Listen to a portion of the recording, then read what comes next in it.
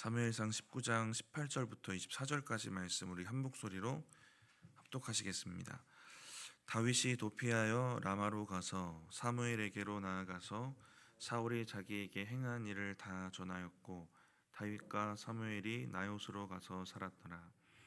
어떤 사람이 사울에게 전하여 이르되 다윗이 라마 나요스에 있더이다 하매 사울이 다윗을 잡으러 전령들을 보냈더니 그들이 선지자 무리가 예언하는 것과 사무엘이 그들의 수령으로 선 것을 볼 때에 하나님의 영이 사울의 전령들에게 임하매 그들도 예언을 한지라.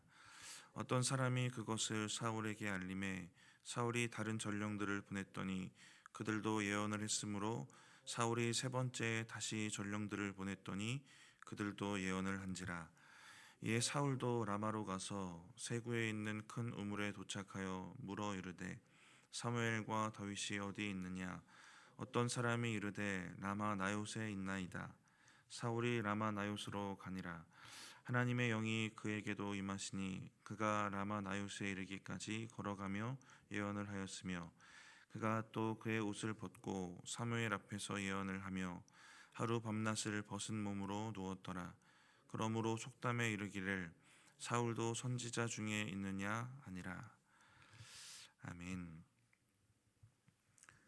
다윗은 사울에게서 간신히 이제 도망치게 됩니다. 이제 다윗의 본격적인 도피 생활이 시작이 되는데요. 이 다윗도 영적인 기복을 겪게 됩니다. 그래서 믿음이 좋았다가 또 안 좋았다가 잘못된 선택을 했다가 믿음대로 살았다. 이런 순간들을 반복하는데 이 도피의 시작점에서는 좋은 선택을 하게 됩니다. 한 나라의 그 왕의 적이 된 상황이죠. 두렵기도 하고 위험한 상황입니다. 두렵고 위험한 상황이 생기면 안전한 데로 도망을 가야 되는데 우리도 이런 상황을 마주할 때가 있죠. 두렵기도 하고 위험한 상황을 마주할 때가 있습니다. 우리가 피하는 곳은 어디일까? 우리가 생각하는 안전한 곳은 어디일까? 우리도 생각해 볼 수 있을 텐데 오늘 본문에 다윗도 두렵고 위험한 상황을 마주했는데 간신히 도망쳤고 이제 그래서 안전한 곳으로 피해야 되는데 18절에 다윗이 그렇게 생각하고 피했던 곳이 라마입니다. 우리 18절 같이 한번 읽어보겠습니다. 다윗이 도피하여 라마로 가서 사무엘에게로 나아가서 사울이 자기에게 행한 일을 다 전하였고 다윗과 사무엘이 나요스로 가서 살았더라. 라마로 갑니다. 사무엘의 고향이고 그 사역의 기지 같은 곳이기도 합니다. 사울이 사무엘을 처음 만났던 곳이고 기름 부음 받았던 곳이기도 하죠. 의미 있는 장소입니다. 그런데 사울이 현재 있는 기브아에서 너무 가까운 곳이에요. 몇 킬로 되지 않는 거리입니다. 1시간 안에 충분히 갈 수 있는 거리. 인간적으로 생각해 보면 전혀 안전한 곳이 아닌데요.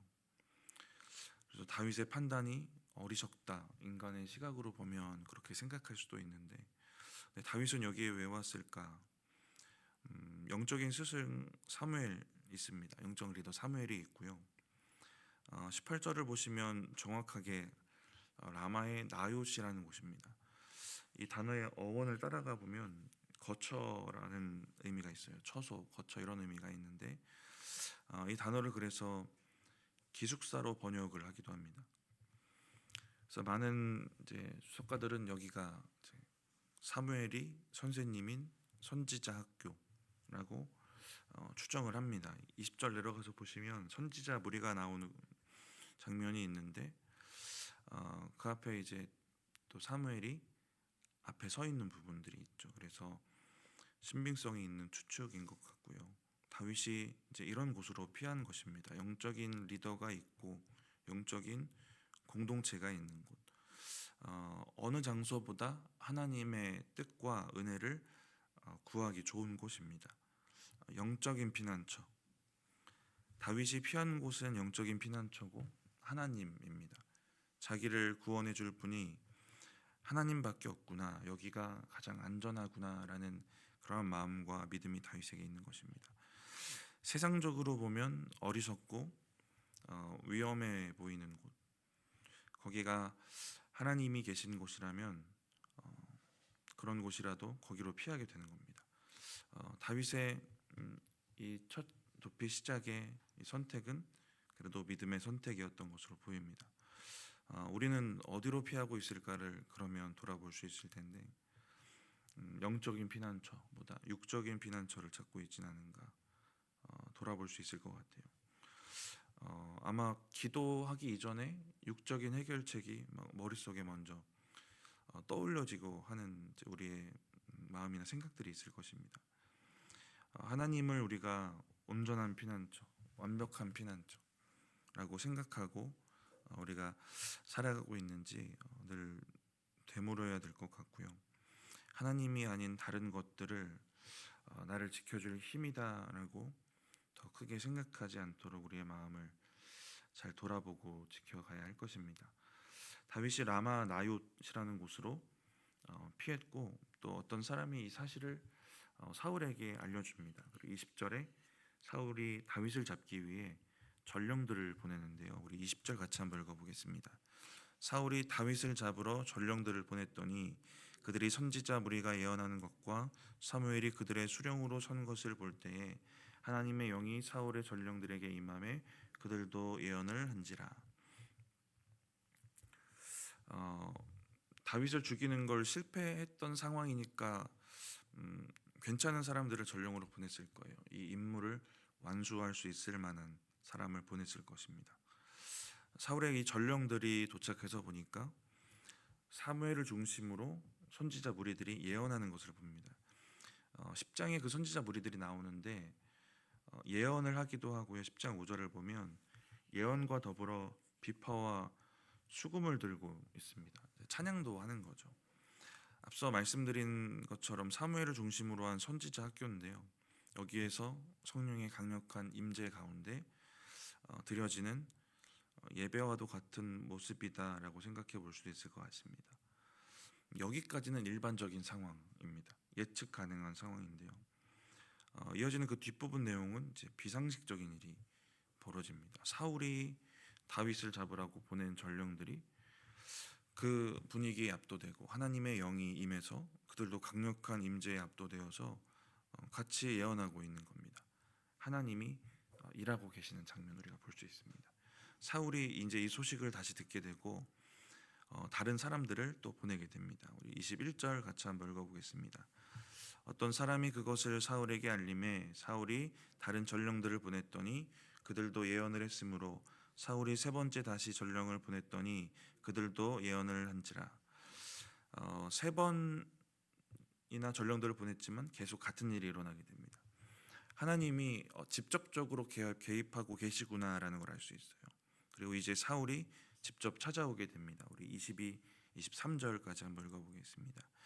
예, 사울도 라마로 가서 세구에 있는 큰 우물에 도착하여 물어 이르되 사무엘과 다윗이 어디 있느냐? 어떤 사람이 이르되 라마 나요스에 있나이다. 사울이 라마 나요스로 가니라. 하나님의 영이 그에게도 임하시니 그가 라마 나요스에 이르기까지 걸어가며 예언을 하였으며.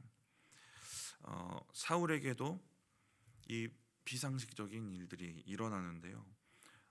전령들을 3번 보냈는데 전령들에게 일어났던 일과는 차이점이 있어요. 어떤 차이점이 있을까요? 전령들은 라마 나요스에 가서 그 장면을 목격하고 하나님의 영이 임하게 됩니다. 23절을 보니까 라마 나요시라는 그 목적지에 도착하기도 전에 사울은 가는 도중에 하나님의 영이 압도됩니다. 23절 보니까 그래서 라마 나요스에 이르기까지 걸어가며 예언을 했다라고 나옵니다. 3번이나 사울이 전령들을 보냈다가 실패했어요. 그럼 지금 사울의 마음은 화가 많이 난 상황이겠죠. 이제 사무엘이 있어도 무슨 일이라도 저지를 수 있을 만한 상황입니다. 분노가 엄청 커졌을 만한 그런 상황이에요. 그래서 하나님이 더 강력하게 더 크게 개입하시고 또 역사하시는 것입니다. 사울이 하나님의 영에 강권적으로 붙잡혀서 황홀한 상태에서 자의식을 상실한 채로 신령한 노래를 부르고 있었다. 이렇게 한 신학자는 해석을 하는데 완전히 하나님의 영에 압도된 상태예요. 사울이 보낸 전령들이나 사울이나 어떤 예언을 했을까? 하나님에 대한 예언했을 가능성이 있습니다. 하나님의 영이 임해서 하나님이 왕이시다. 지금 사울은 자꾸 자기가 왕이라고 말하고 싶은 거니까요. 아니면 하나님은 다윗을 보호하시려는 목적이 있으시니까 하나님이 다윗을 건들지 말라는 얘기를 그 예언을 통해 하게 하셨을 수도 있는데 어떤 내용인지는 알 수 없고요. 그 내용 자체가 중요하지 않아서 또 기록되지 않았습니다. 중요한 건 이들이 하나님의 영에 압도되었다라는 게 중요해요. 하나님이 개입하셨다라는 겁니다. 19장 9절을 올라가서 보시면 하나님이 부리시는 악령이 사울에게 임합니다. 사울의 지금 상태를 보면 악령이 임하는 건 뭔가 자연스러운 느낌이 있는데 하나님이 버리셨고 하나님께로 돌이키지도 않은 사울에게 왜 하나님의 영이 임했을까? 사울이 회개하지도 않았는데 하나님의 영이 왜 임했을까? 라는 생각할 수 있겠죠. 하나님의 영이 거하는 그 성전이 우리 자신입니다. 그래서 우리 자신이 하나님의 영을 모시기에 깨끗하고 정결해야 우리 안에 하나님의 영이 충만해진다라는 게 우리의 일반적인 생각이기도 하죠. 그런데 하나님이 하나님의 일을 행하시기 위해서 하나님의 능력과 권능을 강권적으로 드러내시려고 영이 임하는 경우가 있고 지금 사울이 경험하고 있는 상황입니다. 그러니까 이건 성령의 좋은 임재라기보다는 성령의 굴복이 되는 상황, 성령의 제어가 되는 그런 상황입니다. 하나님은 다윗을 지키시기를 원하셨고 사울은 이제 막으시기를 원하셨으니까 이렇게 하나님의 영에 굴복시키시는 것입니다. 하나님의 주권 앞에 무릎을 꿇게 하시는 거죠. 하나님의 영에 압도된 상황인데 하나님의 영이 임하는 상황인데 이걸 좋은 상황에서 긍정적으로 누리는 게 아니라 하나님께 굴복된 채로 그 저지르려는 악행을 제지당하는 그런 상황 가운데 누리고 있는 게 가슴 아픈 상황인 거죠. 사울이라는 한 인생을 보았을 때 앞서 말씀드린 것처럼 예언의 내용은 중요하지 않고요. 이게 어떤 모습으로 압도되고 있는가가 중요하고 그 압도되어서 버리고 있는 그 모습들도 중요해요. 그래서 24절에 이 옷을 벗는 모습도 참 중요한 모습입니다. 우리 24절 같이 한번 읽어보겠습니다. 그가 또 그의 옷을 벗고 사무엘 앞에서 예언을 하며 하루 밤낮을 벗은 몸으로 누웠더라. 그러므로 속담에 이르기를 사울도 선지자 중에 있느냐 아니라. 얼마나 압도적인 임재가 있었는지 이제 옷을 벗습니다. 사무엘 앞에서 옷을 벗고 예언을 하고 사무엘 앞에 있었다라는 것도 이제 의미가 있어요. 사무엘 앞에서 이제 옷을 벗고 하루 내내 벗은 몸으로 누워 있었다라고 합니다. 이 벗은 몸이라는 단어가 완전히 벌거벗은 몸이라는 의미도 있고 겉옷만 벗고 이제 속옷은 입은 채로 있는 상태를 말하기도 해요. 많은 사람들은 이제 속옷은 입고 있었다 이런 식으로 해석을 하는데 쓸데없는 논쟁 같아요. 그냥 옷을 벗었다가 중요합니다. 겉옷을 벗었다가 중요합니다. 다 벗었던 겉옷만 벗었던 겉옷을 벗었다는 게 참 중요해요. 이 겉옷이 왕복이기 때문에 그렇습니다. 공식적인 자리에서 왕이 겉옷만 벗어도 어떤 수치감을 주는 그런 느낌의 의미가 있는데 왕복을 벗었다라는 게 참 중요한 의미가 되는 겁니다. 그것을 스스로 벗는 거죠. 사울이 지금 지키고 싶은 건 그 왕복이 의미하는 자기가 왕이라는 것입니다. 다윗을 왜 죽이려고 하냐면 자기가 왕이라서 그래요. 그걸 보여주고 싶은 겁니다.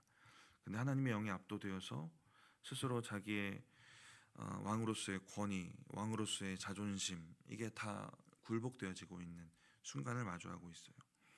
하루 내내 누워 있었다. 아무것도 할 수 없는 상태로 그렇게 왕복을 벗은 채로 굴복된 채로 하나님의 권위에 눌려 있는 겁니다. 왕복이기 때문에 그 행위가 가지는 의미가 있습니다. 사울에게도 그렇고 주위에 있던 사람들에게도 이제 가시적으로 보여주는 의미가 있는 거죠.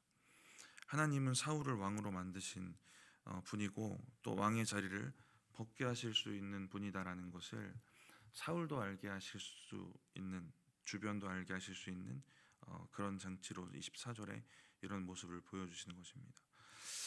라마는 사울이 기름 받았던 곳이에요. 사무엘을 통해서. 근데 지금 사무엘 앞에서 또 옷을 벗고 있습니다. 기름 부음 받았을 때 비공식적으로 왕으로 만드셨던 거거든요. 오늘 24절도 공식적인 폐위는 아니지만 뭔가 비공식적으로 하나님이 왕의 자리에서 끌어내리시는 듯한 그런 의미가 있는 겁니다. 24절을 보면 속담에 이르기를 사울도 선지자 중에 있느냐 하니라. 이 속담이 어디에 나오냐면 10장에 나와요. 기름 부음 받는 장면에서. 오늘 본문에 선지자 무리가 등장하는데 10장에서도 선지자 무리가 등장합니다. 오늘 선지자 무리 예언하는데 10장에서도 예언을 합니다. 오늘 본문에도 하나님의 영이 임하는데 10장에서도 하나님의 영이 임합니다. 오늘 본문의 24절에 사울에 대한 속담을 얘기하는데 10장에서도 동일한 속담을 얘기합니다. 근데 상황이 너무 상반된 상황인 거죠. 10장 11절을 보면 전에 사울을 알던 모든 사람들이 사울이 선지자들과 함께 예언함을 보고 서로 이르되 기스의 아들에게 무슨 일이 일어났느냐, 사울도 선지자 중에 있느냐 하고 라는 오늘 24절 마지막 부분과 동일한 이 이야기를 합니다. 10장에는 사울이 괜찮았을 때예요.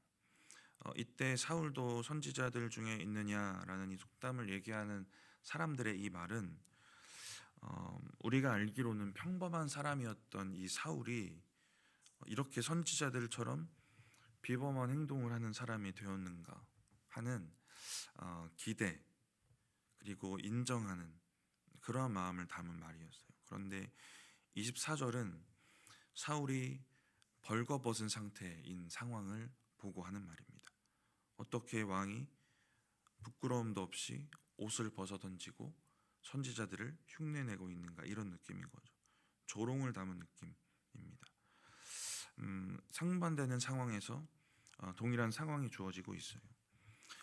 사실 이거는 상반되는 상황에서 동일한 상황이 주어졌을 때 어떤 경우에는 회복의 기회가 되기도 합니다. 10장에서 하나님의 영이 임하고 선지자 무리가 있고 사람들이 동일한 속담을 말했고 했던 10장에서의 그 하나님의 임재를 뜨겁게 경험했던 어떤 의미에서의 첫사랑 같은 느낌일 수도 있겠죠. 우리가 말하는 영적 첫사랑.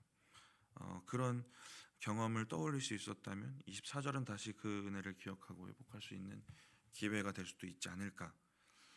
우리의 신앙생활 가운데 그런 일들이 벌어지기도 하니까요. 근데 지금 사울은 그럴 만한 상태가 되지를 못합니다. 예전의 은혜가 기억되고 떠올려져서 회복이 되려면 회개하고 돌이키려는 마음에 그 티끌 같은 마음이라도 있어야 되는데 이게 없는 겁니다. 사울은 자기가 입은 왕의 권위가 중요하고 거기에 방해가 되는 다윗은 죽여야 되는 상황, 여기에 매몰되어 있죠. 하나님이 기름 부으신 다윗과 하나님의 뜻이 어떤지는 상관이 없는 상태입니다. 왕복을 벗게 하셨다라는 것 자체도 회복의 씨앗이 될 수 있을 만한 상황일 수도 있어요.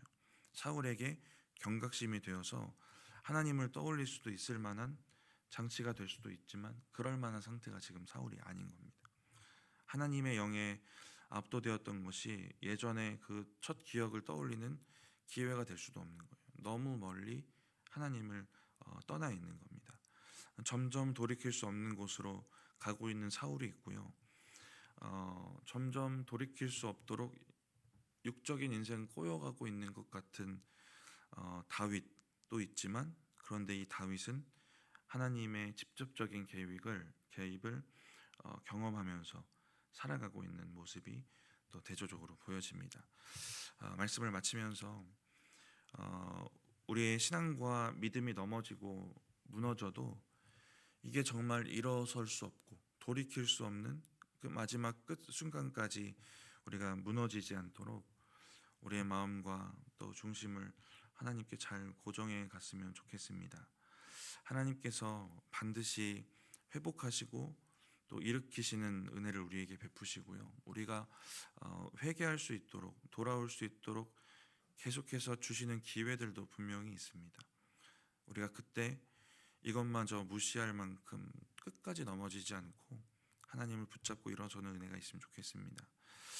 그리고 다윗이 위기 속에서 세상의 피난처가 아니라 하나님께 피했다라는 것을 우리가 기억하고 우리도 하나님께 피하면 좋을 것 같아요. 그럼 그때 직접적으로 개입하시고 일하시는, 우리가 상상할 수 없는 놀라운 방법으로 일하시는 하나님의 역사가 있을 줄 믿습니다. 이러한 은혜 가운데 살아가시는 저와 여러분들 되시기 바랍니다. 제가 기도하겠습니다. 하나님, 감사합니다. 오늘 사무엘상 19장 말씀이 우리에게 들려지는 하나님의 음성이 되게 하시고 우리가 사울처럼 끝까지 하나님을 외면하지 않는 자들 되게 하시고 우리가 다윗처럼 하나님을 우리의 피난처로 삼고 우리가 위험하고 두려운 상황을 마주할 때에 인간적인 방법과 세상으로 피하는 것이 아니라 하나님을 붙잡고 하나님 안에 거하는 그러한 믿음이 우리 가운데 있게 하시고 또 그 가운데 직접적으로 개입하시며 역사하시는 하나님을 뜨겁게 경험할 수 있도록 주님 함께하여 주시옵소서. 하나님, 이 시간 주님 앞에 예물 드린 손길 있습니다. 하나님, 그 기도의 제목과 소원 가운데 함께하여 주시고 또 응답하여 주시옵소서. 드려진 예물이 주님의 나라를 위해 아름답게 사용되도록 축복하여 주시옵소서. 감사합니다. 예수님의 이름으로 기도드립니다. 아멘.